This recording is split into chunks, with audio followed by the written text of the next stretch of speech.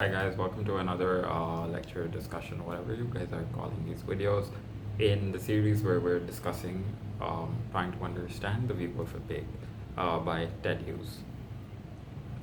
Basically exploring the works of Hughes, and one of his work that we're exploring at the moment is View of a Pig.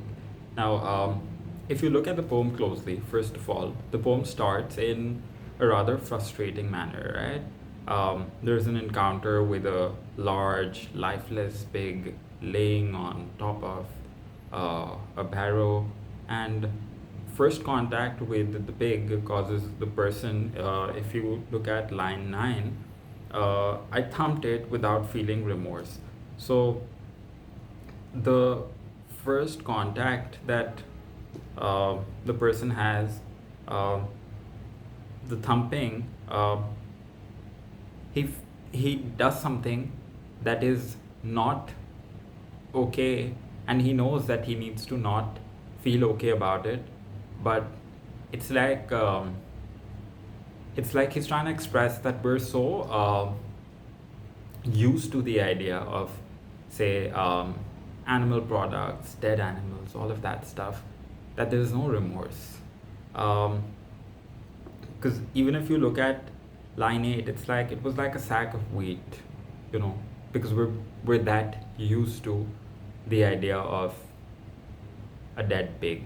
We don't see that probably on a day-to-day basis, and that's why if you see the description, um, walking on graves and all of that stuff, he was just trying to build in that horror, but at the same time he's also just talking about the fact that otherwise it's a very casual thing. There's no remorse when you take a bite of your um, kebab, or when you take a bite um, of your mutton, um, or your sausages, um, even some of the chips that we eat that have animal products. A lot of things have animal products, right?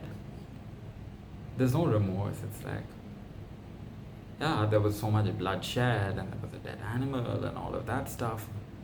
But it's okay. It's like that. We're eating a thing that was once alive, but we're so conditioned to it. And you see that's the thing about Hughes, right? His technique of writing is so beautiful that even in this poem, he's building a double-edged sword. So he's using all this gory language, but basically he's telling you that I'm using all this gory language because this is something that's so common and so commonly consumed and so commonly done, but there's no feeling of guilt or remorse inside. After some physical abuse with the pig, uh, it turns out that, the pig is too dead to be mad. If you look at line 14, a poundage of lard and pork. Because often when we're buying meat, we're like, hey, these many kilograms or these many grams, or these many pounds of meat is what I require. So it's like the meat that you're talking about, it was something that was alive once, and of course it can't get back to you. It can't be like, hey dude, like, it's like, for example, tomorrow if you were to talk about a human body being exported from one place to another, that's illegal as per laws. But here, because it's not something that can actually say something, perhaps, or because we're so conditioned to the idea of a certain practice, it's like it was just a pound of flesh. That's about it.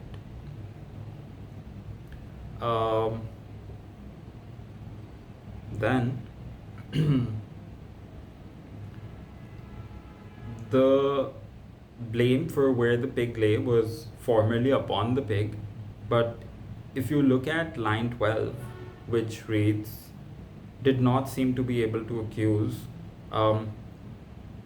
it asserts that uh, through all the frustrating events, uh, and attempt to accuse perhaps the pig that it was laying dead in the barrow and all of that stuff, there is still some amount of sympathy, because at the end of the day we're all like, okay, fine, this is a dead animal, okay, no, I want to steer away from like raw meat, or there's blood on my fingers or hands or something like that.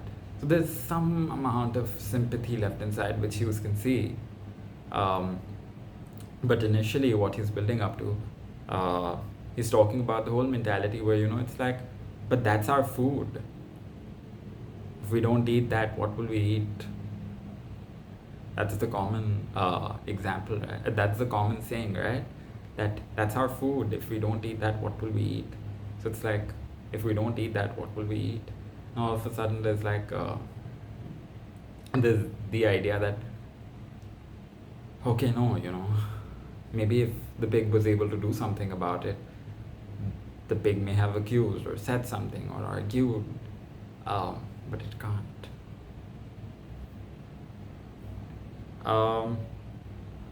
Instead of the anger after line 12, if you see, the poem changes to being more sympathetic towards the pig in certain ways. The frustrating resting place of the pig does not matter so much when thinking of, say, in line 19, which is of earthly pleasures that it had been, when looking at the closed eyes with white eyelashes and its feet sticking straight out, its life, which is in line 20, right, seems a false effort and off the point, because in line 20 you see it becomes hard to believe all of a sudden that that there's so much that's been said if you're actually reading beyond the lines. I'll read again from line 1 to line 20. The pig lay on a barrow dead. It weighed, they said, as much as 3 men, because that's how it happens at slaughterhouses and when we're chasing animals. Its eyes closed, pink white eyelashes, its trotters struck straight out. Now that's a very gory description, but it has been given in the way that how common it is.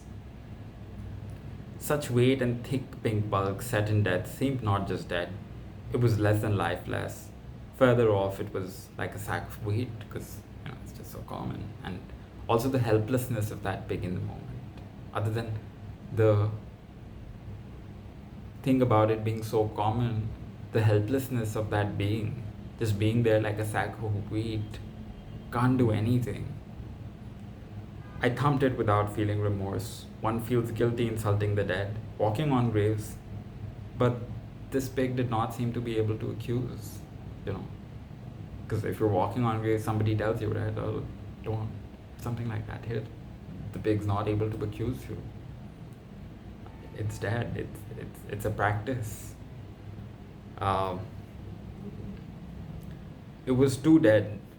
Just so much poundage of lard and pork. Its last dignity had entirely gone. I mean, pigs are either way looked down upon, right? And then here, the pig's dead, so last dignity is also gone. Eat it. It was not a figure of fun. So now, there's this realization, okay, no, it was not a figure of fun, but it is what it is. Too dead now to pity, to remember its life, din, stronghold, of earthly pleasure as it had been, seemed a false effort and off the point. We'll continue with this very disturbing but amazing read in the next video.